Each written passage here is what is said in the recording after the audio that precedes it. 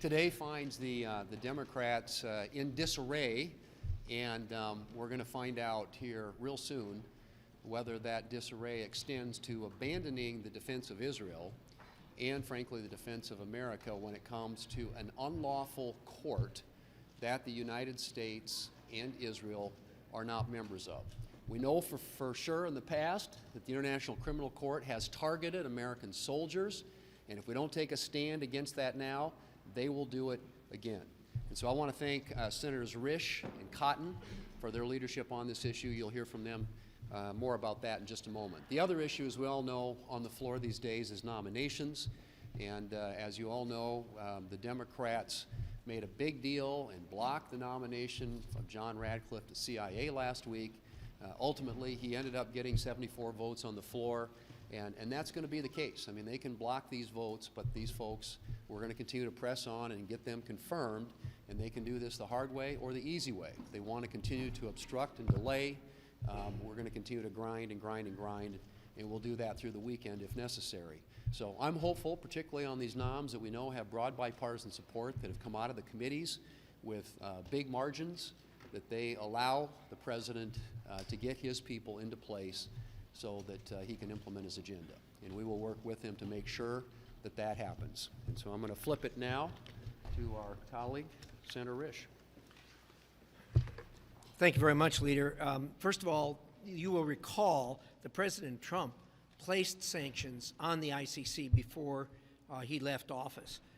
President Biden immediately took those off. Ever since then, as ranking member and now chair of the Foreign Relations Committee, I've been working to put those sanctions back on. I want to thank Senator Thune for his leadership, Senator Cotton for his leadership and help on this important issue. It's been very well near a full year since the Democrats obstructed this bill, and I'm glad that Republicans in both the House and the Senate and the White House are taking action to protect American sovereignty, the sovereignty of American citizens, and the rights of our ally Israel. Better yet, I'm glad a sizable number of House Democrats voted for this bill not once, but twice. I expect we'll see Democrat support here in the Senate as well. How much remains to be seen. When the International Criminal Court issued arrest warrants for Israel Prime Minister Benjamin Netanyahu and his former defense minister defending their country against brutal attack, the ICC greatly exceeded its mandate. This move was clearly political. It's just another example of politicization and anti-Semitism that has become endemic across a number of international organizations. The first objective of a court of justice is to recognize right from wrong. The ICC greatly fell down on that, on what is incumbent upon them.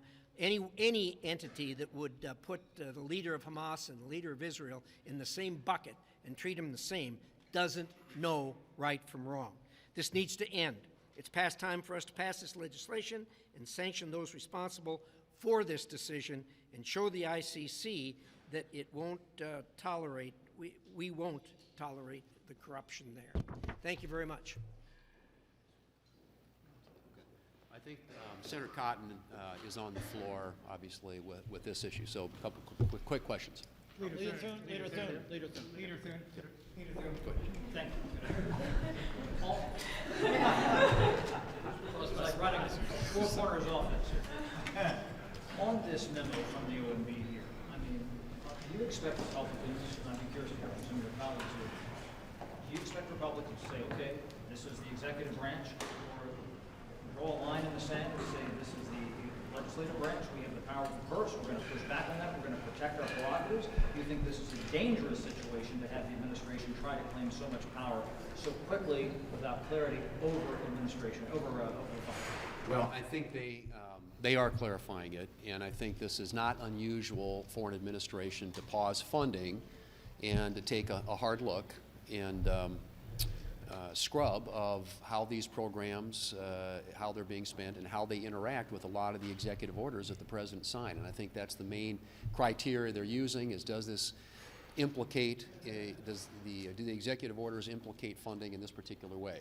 They have taken certain things, I think, off the table.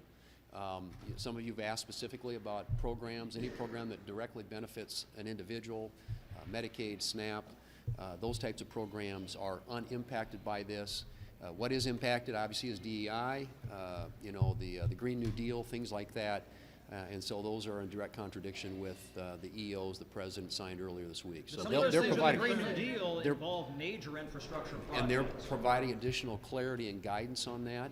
And hopefully they will further clarify what exactly will be impacted by this. But I don't think it's unusual for an administration to pause.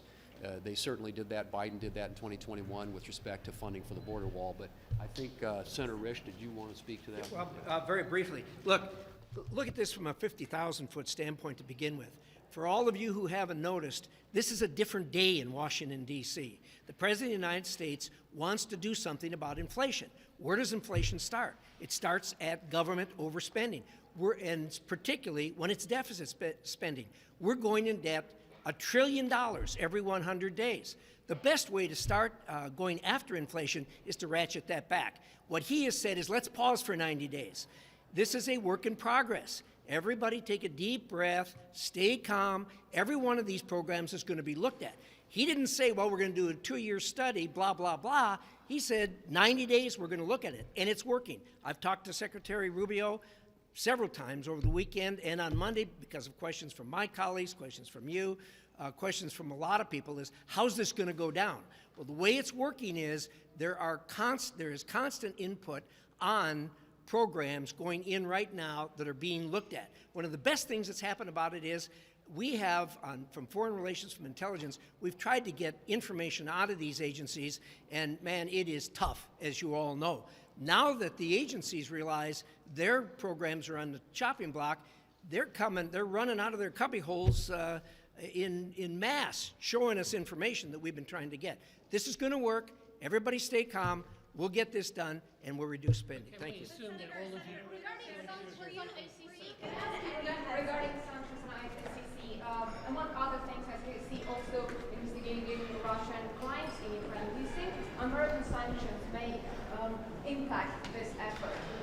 Well, I mean, I think for member nations, other work that they do, all we're simply saying is that Americans, soldiers, the U.S., Israel, are not members of the ICC. And if they're going to target American citizens, then obviously we're going to impose sanctions. So it's a fairly straightforward bill. There are questions around, who all might be in the periphery impacted by that. But the bottom line is the United States and Israel are not members of what we think is an unlawful court. This court is targeting American citizens, and in this case, obviously targeting the Prime Minister of Israel. And so we think it's important to take a stand on that. Our military leaders are called tracking the pacing threat that we face in the Indo-Pacific.